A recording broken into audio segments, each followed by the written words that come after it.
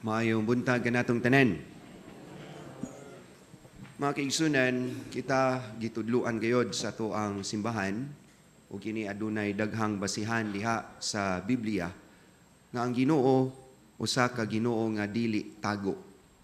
Dili siya Ginoo nga dili magpaila, kundili usa siya ka Ginoo nga nagpadayag sa iyang kaugalingon, nagpaila una sa iyang mga pinili nga katawhan aron diha sa atong pag-ila sa Dios makasulod kita og relasyon og kalambigitan kaniya.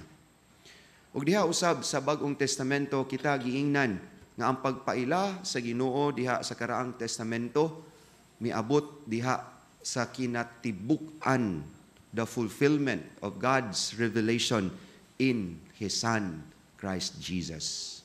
Nagiandam ang katawhan sa kinatibuk-ang pagpaila sa Ginoo diha sa pag-abot sa iyahang bugtong anak nga si Jesucristo.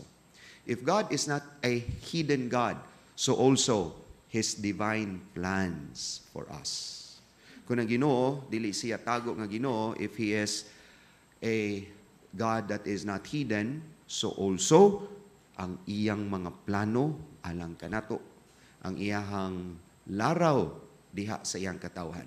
Mo hinungdan that along God's revelation of Himself comes as well His revelation of His divine plans. Ug sugod kini diha sa sinugdanan sa karang testamento sa iyang pagpili og katawhan, iyan na kanilang gisaaran nga mahimo mahimo sila nga banay nga daghan kaayo og tagaan sila sa saad nga yuta, no?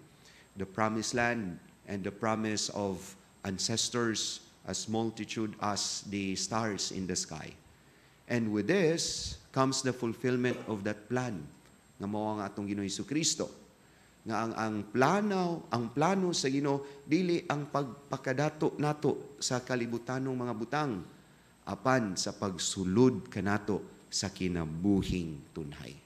Ang pagpakadato nato alang sa gingharian sa umaabot ang gingharian sa Dios. But this is not something that we are just waiting, but this is something that we are preparing now. At the moment, in punto, kita nangandam ni ini. Ug mo hinungdan nga ato karon nga ebanghelyo nining sambingay nga gitawag sa ebanghelyo og tikasan nga pinialan would always tell us and would drive home a point. Una, nga ang Ginoo wala mi daig sa usa ka pinialan nga tikasan, apan He is trying to give us a reference. Nga watan na sayod nganong nahimo siyang tikasan kay ang pagpatawag niya sa mga nakautang sa iyang agalon dili man kinitikas kundili He beg off His own commission.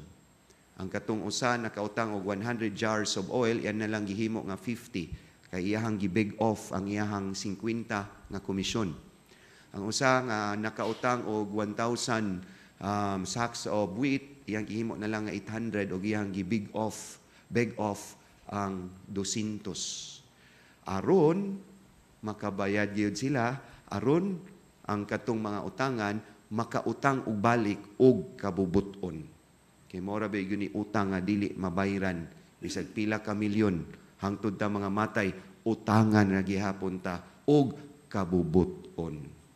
And therefore, ang agalon ni ining maong pinayalan praises Him and tries to tell us, in effect, that if we are enterprising in the things of this world, we must be also enterprising when it comes to our eternal life. Kung kita mangisay-kisay sa atong kinabuhi dinhi sa kalibutan, maingon ta na usahay moingon sa medyo importante sa kinabuhi, diploma o diskarte. Depende, no? Kung naay manginahanglag diploma, nahala sagpaa og diploma. Pero most of the times diskarte ra gyud ni sa kinabuhi, no? Ug miingon nga kung kita madiskarte sa mga butang kalibutanon, how much more nga kinahanglan usab unta kita madiskarte aron nato maangkon ang kinabuhing tunhay. Sometimes we forget these tasks. We forget that this is not the only life that we are living now, that we are somehow directed towards God. Kaya ang Ginoo nagpadayag sa kaugalingon, nagpadayag sa iyahang plano nga muuban kita niya, apan dili ni siya makaingon ta nga di ta mo kumpiyansa kay kinahanglan pa ni nato trabahuon ning kalibutana in our relationships with God, with others, in our conducts with God and with others. This would define the kind of assurance that we have a place in heaven. Tinudanay, nanatay luna sa kalibutan, but not yet. Ug mo ni hinungdan nga magdiskarte unta kita, aron kita gayod makasulod sa gingharian sa Dios. Yes, we acknowledge our sinfulness, but it doesn't mean that we are barred from heaven. With all our sinfulness, we can come to heaven. We can come to the place where God wants us of becoming. And yet, we do our part. And yet, we want to remain faithful to God.